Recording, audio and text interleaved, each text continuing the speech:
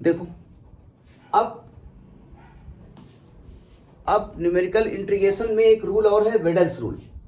फिर समझिएगा, बार बार वो बताना पड़ता है।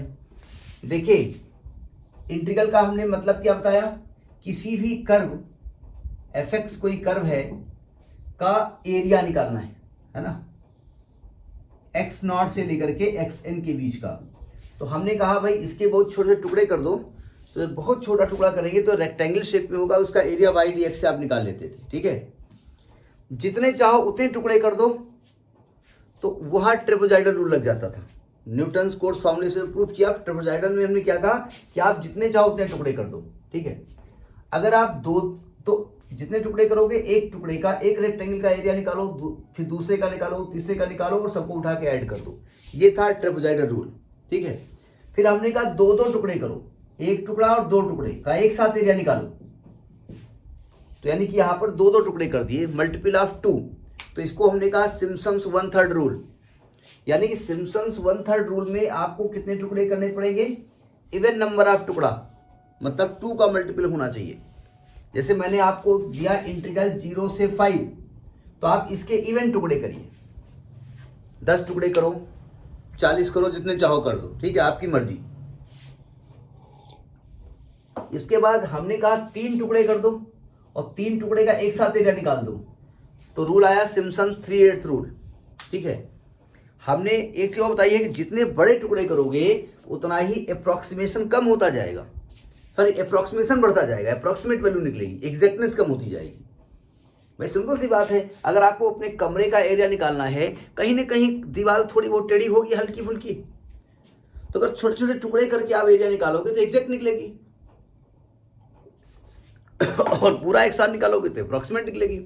तो वेडल साहब ने कहा इसके 6 टुकड़े कर दो, 6 कर दो, 12 कर दो, 18 कर दो, 24 कर दो और 6 टुकड़े का एरिया निकालो। ठीक है, तो पहली चीज तो वेडल्स रूल में आप कहेंगे this rule is having the, या this is applicable when n is equal to 6, यानी 6 टुकड़े के लिए एप्लीकेबल होगा, यानी 6 रेक्टेंगल का एरिया एक साथ निकलने वाला है। अच्छा ये बताइए, मतलब 6 रेक्टेंगल मतलब x0, x1, x2, x3 up to x6 तक। ठीक है, अगर x6 तक निकलने वाला है तो आपको न्यूटन्स फॉरवर्ड इंटरपोलेशन फार्मूले में डेल्टा 6 तक वैल्यू जाएगी, नहीं जाएगी? बात समझ आ रही नहीं आ रही है? तो अब डेल्टा 6 निकालना थोड़ा सा अजीब है, जरा समझने की कोशिश करिए। अगर 6 टुकड़े करोगे तो जरा समझिएगा, x0, x1, x2, x3, x4, x5, x6 ये टुकड़े हुए, क्यों? इसके करस्पॉन्डिंग आएगा y0, y1, y2, y3, y4, y5, y6 हुआ। अब देखो ध्यान से, अगर फर्स्ट जब आप डिफरेंस निकालोगे, इधर देखिए, इनके बीच में डेल्टा निकलेगा, इनके बीच में डेल्टा आएगा, इनके बीच में डेल्टा आएगा, इनके बीच में डेल्टा आएगा, इसके बीच डेल्टा आएगा, डेल्टा आएगा, नहीं आएगा? तो यहां डेल्टा यानी फर्स्ट डिफरेंस निकलेगा। इसके बाद देखिए, फिर इनके बीच शुरू हो जाएगा डेल्टा स्क्वायर, एक इसके बीच में निकाल नहीं रहे हम, तो समझा रहे हैं, डेल्टा स्क्वायर आया, यानी पहले वाले में डेल्टा आएगा, फिर डेल्टा स्क्वायर आएगा, फिर इसमें डिफरेंस लगेगा तो डेल्टा क्यू आएगा, फिर इसमें डिफरेंस लगेगा, डेल्टा पावर 4 आएगा, फिर डिफरेंस लगेगा, डेल्टा 5 आएगा, फिर डिफरेंस लगेगा, लास्ट डिफरेंस। कहां तक जाना है? और 6 डिफरेंस तक वैल्यू निकालने में मेरी नानी याद आ जाएगी, वो तो रही नहीं है हमारी नानी। ठीक है, तो हम डायरेक्ट वैल्यू लिखने वाले हैं। ठीक है, और 99% वेडल्स फार्मूला एग्जाम में नहीं देने वाले हैं, अगर देने वाले हैं तो फार्मूला डायरेक्ट लिखने वाले हैं। भाई अगर आपको डेल्टा वाई नॉट, अभी इसके पहले में 3/8 में हमने निकाला था ना, डेल्टा वाई नॉट निकाला, डेल्टा स्क्वायर वाई नॉट निकाला, डेल्टा क्यू वाई नॉट निकाला, तब तो इतनी हालत खराब हो गई। अगर डेल्टा पावर 6 निकालना पड़ेगा, वैल्यू रखनी पड़ेगी, तो फिर हालत तो खराब ही होने वाली है। क्यों? सही कह रहा हूं ना मैं? तो मैं डायरेक्ट लिख रहा हूं, न्यूटन्स कोट्स फार्मूले में डायरेक्ट मैं वैल्यू लिख रहा हूं, और आप डायरेक्ट ही फाइनल जो रिजल्ट आएगा वो याद करोगे और क्या करोगे। तो फाइनल रिजल्ट आएगा वो देखा जाएगा। तो मैंने लिख रखा है, मैं लिख तो रहा हूं यहां पर, ठीक है, लेकिन कहीं पर अगर मिस्टेक हो मतलब प्लस माइनस करने में तो किताब से टैली कर लीजिएगा, ठीक है।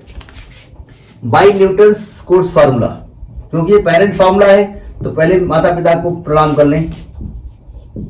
कोर्स फार्मूला क्या होता है? Integral x not to X N Y D X is equal to H N Y not plus N square delta Y not plus 1/12 2n cube minus 3n square delta 2y not plus 1 कर दो, कौन आगे बढ़े। पहली बार Newton's course फार्मूले में ही अगर आप डेल्टा cos 6 तक जाओगे ना तो वहां इंटीग्रेशन किया गया था, याद है आपको, और इंटीग्रेशन से रिजल्ट आया था, तो वो रिजल्ट खुद ही नहीं याद होगा। अब आप इसको, ये जो इंटरवल है उसको क्या करेंगे, 6 के उसमें करेंगे डिवाइड, तो आप लिखेंगे divide integration, divide integration into smaller सब interval in the multiple of 6, in the multiple of 6। सुनिए ध्यान से, अगर मान लें इंटीग्रल 0 से लेकर के 1 तक आ गया, ठीक है, आपने 0 से 1 के बीच में 18 टुकड़े किए, हमने 24 किए, किसी ने 48 किए, तो आंसर सबके डिफर आएंगे, ठीक है। मेथड कोई भी अडॉप्ट कर सकते हैं आप, ठीक है। तो देखो फर्स्ट क्या लिखेंगे हम, फर्स्ट डिफरेंस क्या लिखेंगे, integral x not to x not plus 6h आएगा ना, y dx।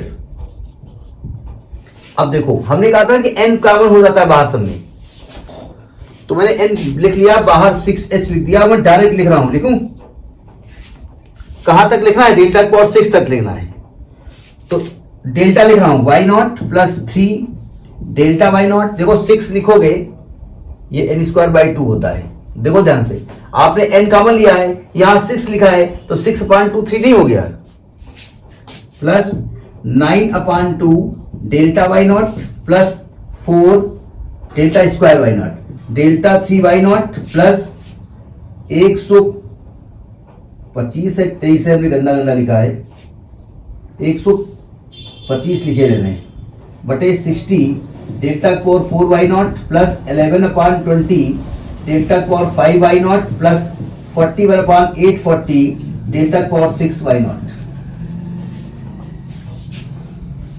ठीक है।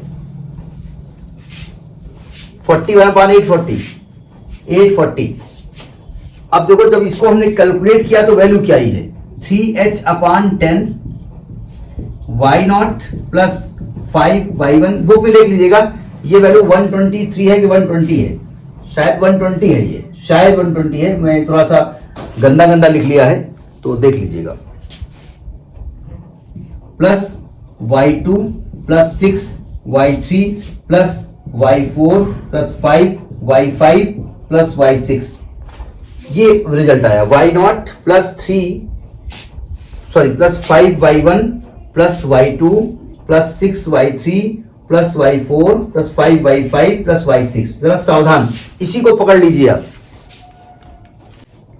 अब देखो सिमिलरली करेंगे, similarly integral x not plus 6s से लेकर के x नॉट प्लस 12h आएगा y dx।